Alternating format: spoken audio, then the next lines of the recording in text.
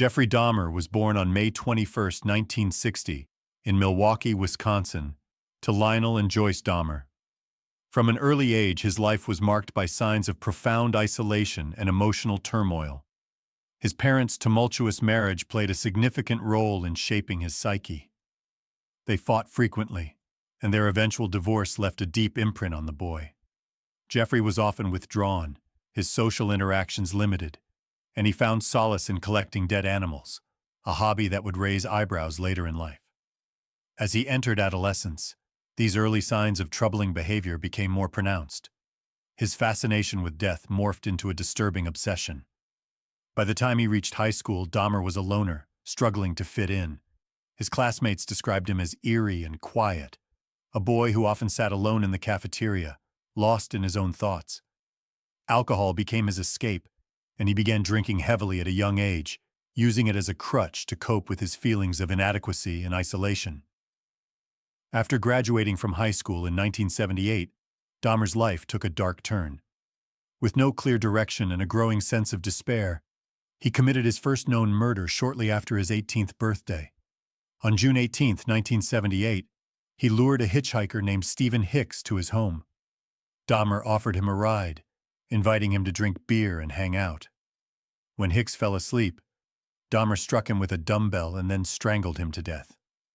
Jeffrey dismembered the body and buried the remains in his backyard, a gruesome initiation into a life of violence that would haunt the nation for years. Dahmer's patterns of behavior escalated, and the years that followed saw a chilling array of crimes.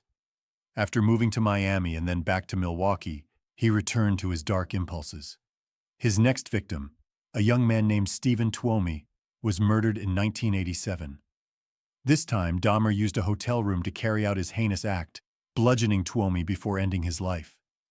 This marked the beginning of a ghastly cycle. Dahmer began to lure victims with promises of money for modeling or companionship, a ploy that allowed him to target vulnerable individuals. The details of Dahmer's crimes are as disturbing as they are horrifying. He became infamous for not only killing, but also for the grotesque rituals that accompanied his acts. He often drugged his victims before strangling them and would sometimes engage in necrophilia. His need for dominance and control manifested in horrific ways as he sought to create a submissive companion, often resorting to gruesome methods to keep the bodies from decaying. In his apartment, investigators later discovered a macabre collection of body parts, including severed heads, torsos, and photographs of dismembered bodies. In the summer of 1991, Dahmer's reign of terror began to unravel. After a failed attempt to lure a victim, he was ultimately apprehended when one of his intended targets, Tracy Edwards, managed to escape and flagged down 2 police officers. Edwards led them back to Dahmer's apartment, where they were met with an unimaginable scene. The walls were adorned with disturbing photographs, and the overwhelming stench of decay filled the air. It was a horror show that would shock the nation. As the police investigated, they uncovered a wealth of evidence that painted a chilling portrait of Dahmer's life. In addition to the photographs, they found human remains and a chilling collection of skulls and other body parts stored in various stages of decomposition.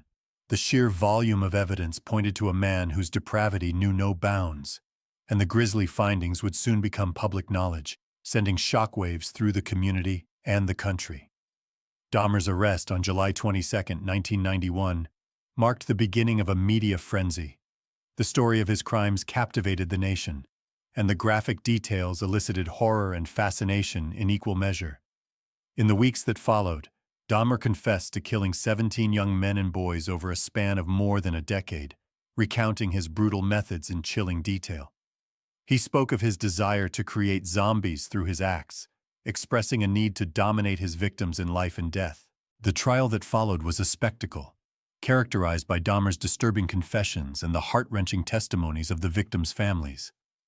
His defense team argued that he was insane, attempting to paint a picture of a man driven by uncontrollable impulses. Yet, the prosecution countered that Dahmer's meticulous planning and deliberate actions demonstrated a clear awareness of his crimes. In November 1992, Dahmer was found guilty of 15 counts of murder and was sentenced to 15 consecutive life terms in prison, a sentence that would ultimately offer him no solace. As Dahmer entered the prison system, he became a figure of both revulsion and morbid curiosity. He initially struggled to adjust to life behind bars, facing hostility from fellow inmates. Yet he also found a strange kind of notoriety. His crimes had made him infamous, a household name synonymous with horror. In a twist of fate, he eventually found companionship in his own way, attending a church service within the prison and expressing a desire for redemption. He reportedly began to engage in conversations about faith, but the specter of his past loomed large, haunting him with every breath. On November 28, 1994, Dahmer's life came to a violent end when he was murdered by a fellow inmate named Christopher Scarver. Scarver, a convicted murderer himself, attacked Dahmer and another inmate, Jesse Anderson, with a metal bar while they were cleaning a bathroom. Scarver later claimed that he was disturbed by Dahmer's behavior, particularly how he would frequently joke about his crimes and manipulate the media. In the chaos of the attack, Dahmer was left with fatal injuries, a fittingly brutal end for a man whose life had been defined by violence.